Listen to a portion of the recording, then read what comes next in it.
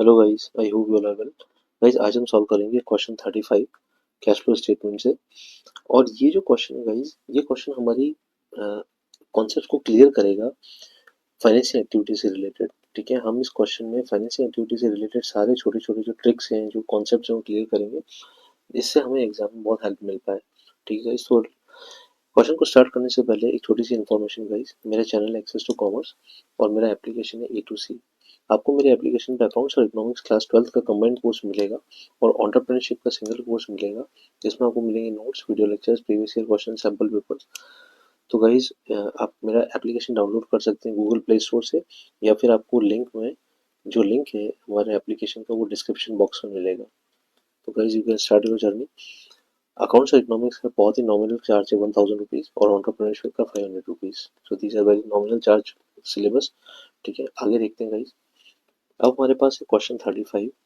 ये आपको क्वेश्चन मिलेगा 24-25 TS ग्रेवल एडिशन में, पेज नंबर 4.106 पर। Now from the following extracts of balance sheets of Excel limited calculate cash flow from financing activity. हमें यहाँ पे सिर्फ फाइनेंसिंग एक्टिविटी वाला कैश फ्लो कैलकुलेट करना है। कुछ छोटे छोटे ट्रिक्स है जो एग्जाम में बहुत यूजफुल रहेंगे आपके लिए। सबसे पहले एग्जाम में देखो कि क्वेश्चन स्टार्ट करने से पहले कि हमारा प्रीवियस ईयर कौन सा है और हमारा करंट ईयर कौन सा है। ठीक है, कहाँ पे दे रखा है, किस साइड में, करंट ईयर, प्रीवियस ईयर। ठीक है, 4 लाख से हमारी इक्विटी कैपिटल हो रही है 5,25,000। यहाँ पे इक्विटी कैपिटल बढ़ रही है। देखो, एक एग्जाम की बहुत बेसिक ट्रिक है कि एग्जाम में आप फिगर्स को हमेशा देखो, हर एक फिगर को देखो आप रीडिंग करते समय। इससे क्या होगा गाइस, जो भी फिगर है आपने देखा ना, वो आपके दिमाग में प्रिंट होगा। ठीक है, मतलब एटलीस्ट जब आप क्वेश्चन को सॉल्व करने चल लगोगे, तो सारे फिगर्स एक बार देखे हुए होंगे, तो आप यूज टू हो जाओगे उन फिगर्स के। ठीक है, प्रेफरेंस कैपिटल 5,50,000 से 4 लाख कम हो रही, इक्विटी कैपिटल इंक्रीज हो रही है, और प्रेफरेंस कैपिटल डिक्रीज हो रही है। ठीक है, डिबेंचर रिडम्पशन रिजर्व 1 लाख से 1 लाख है, कोई चेंज नहीं है, वैसे भी हमारे लिए कोई काम का नहीं, रिजर्व है। 12% डिबेंचर से 3 लाख से 4 लाख, ये इंक्रीज हो रहे हैं। ठीक है, तो देखो, अब एक क्वेश्चन को देख के मुझे एक छोटा सा आइडिया लग गया कि क्या इंक्रीज हो रहा है, क्या डिक्रीज हो रहा है। ठीक है, तो मैं क्वेश्चन को सॉल्व करते समय शायद गलती ना करूं। ठीक है, now additional information, equity shares for issued on 31 March. This is important. जो डेट्स है इशू रिडम्पशन की, वो बहुत इंपॉर्टेंट डेट्स है। ठीक है, interim dividend on equity shares at the rate of 15%। ये इंटरिम डिविडेंड्स के ऊपर भी इसका इम्पैक्ट है। ठीक है guys, preference shares were redeemed on 31 March. This is also important date at a minimum 5%। 12% debentures of face value of ₹1,00,000 were issued on 31 March. ये date भी इंपॉर्टेंट है, क्योंकि हमें इंटरेस्ट कैलकुलेशन भी देखना है। ठीक है, तो आगे हम देखते हैं। अब सबसे पहले एक एक करके सॉल्व करते हैं। सबसे पहले इक्विटी शेयर इशू किया हमने 31 मार्च को। तो इक्विटी कैपिटल हमारा 4 लाख से 5,25,000 हो गया। मतलब हमारे पास पैसा आ रहा है एक्चुअल में। ठीक है, तो इनकमिंग है, इनफ्लो है हमारे लिए, तो हम इसको पॉजिटिव लिखेंगे और यहाँ पे लिखेंगे issue of equity share capital. ये हो गया हमारे पास 4 लाख से 525। तो डिफरेंस इज 1,25,000। ठीक है, ये डिफरेंस हो गया, मतलब ये इक्विटी कैपिटल हमने रेज करी नहीं।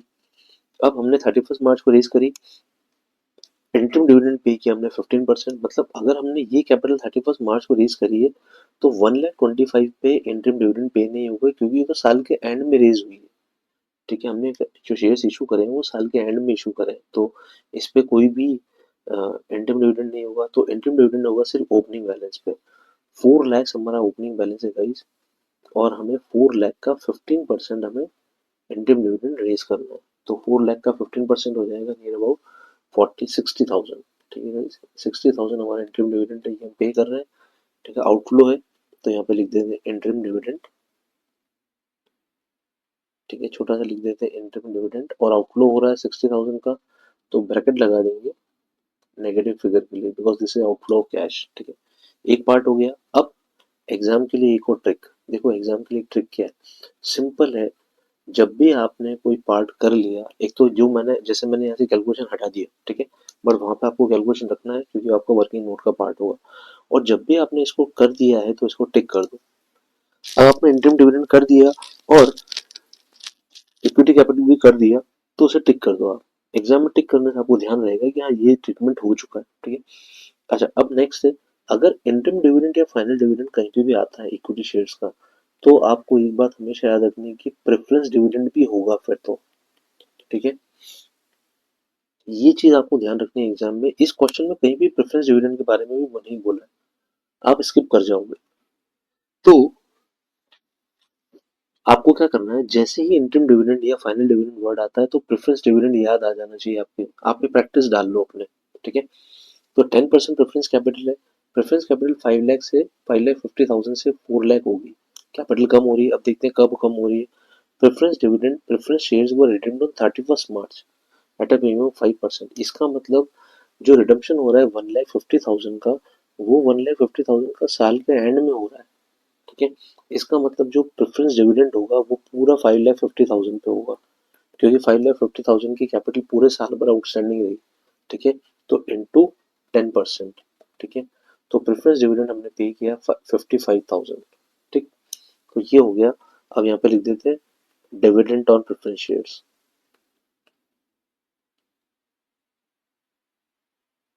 It would B 55,000 negative. अब देखो, मैं जैसे मैंने इंटरम डिविडेंड किया, मैंने फाइनल डिविडेंड प्रेफरेंस वाला भी कर दिया, मैं भूला नहीं, इसका मतलब मेरा पार्ट परफेक्ट हो गया। अब मेरा आंसर मैच होगा, ठीक है। नेक्स्ट देखते हैं, प्रेफरेंस शेयर्स को redeem on 31 March at a premium 5%। Preference shares को हमने रिडीम कर दिया 150 के।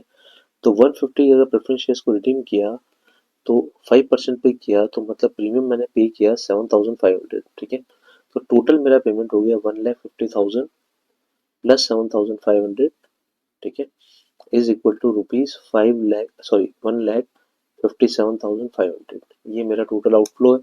तो यहाँ पे लिखूंगा redemption of preference shares, redemption of preference shares या preference share capital, it would be better. तो 1,57,500, इस पे भी ब्रैकेट लगा दूंगा क्योंकि नेगेटिव फिगर है, कैश जा रहा है। इस पे मैं टिक कर देता हूँ। अब प्रेफरेंस कैपिटल भी हो गया। अब देखो डिबेंचर की बारी आती है। डिबेंचर 3 लाख से हो रहे हैं 4 लाख, यहाँ पर डिबेंचर इशू कर रहे हैं, तो अब डिबेंचर इशू करते समय हमें वो ध्यान रखना है। देखो, डिबेंचर पे जब इंटरेस्ट कैलकुलेट होगा तो डेट्स का हमें ध्यान रखना है कि हमने डिबेंचर को कब इशू किया। We have to remember the dates also, वरना इंटरेस्ट की कैलकुलेशन गलत हो जाएगी, ठीक है। तो देखते हैं हम लोग कि हमने डिबेंचर कब इशू किया। 12% debentures of face value of 1 lakh were issued on 31 मार्च, मतलब ये भी 31 मार्च को इशू है। तो हमने जो डिबेंचर इंटरेस्ट पे किया है वो ओपनिंग बैलेंस पे ही पे किया है। 4 लाख तो लास्ट में हुआ, साल के लास्ट में हम इंटरेस्ट देंगे नहीं 1 लाख पे, तो 3 लाख पे ही हम इंटरेस्ट देंगे, दैट इज 36,000, ठीक है। ये इंटरेस्ट हो जाएगा। तो यहाँ पे लिख देता हूँ इंटरेस्ट ऑन डिबेंचर्स, ये भी नेगेटिव फिगर होगा, हमने पे किया है।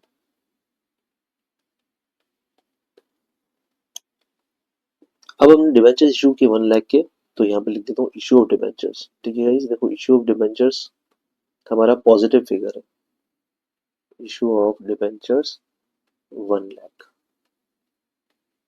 ये हो गया एक पार्ट कंप्लीट। अब देखो इस पर टिक लगा देता हूँ। ये सारे कंप्लीट करने के बाद अब मुझे लगता है कि मुझे एक बार वापस से रीचेक कर लेना चाहिए आइटम्स को, ठीक है। तो मैं सारे आइटम्स को एक एक करके रीचेक करूंगा, इससे मुझे आइडिया लग जाएगा कि अभी कोई आइटम मेरा छूटा नहीं है, ठीक है। देखो ये सारे पॉइंट्स तो हो चुके हैं, और जो मुझे बैलेंस शीट का एक्सट्रैक्ट दे रखा है उसमें भी आई बिलीव कि सारे ही पॉइंट्स को मैं देख चुका हूँ, मतलब मेरा कोई भी पॉइंट छूटा नहीं है मुझसे, ठीक है।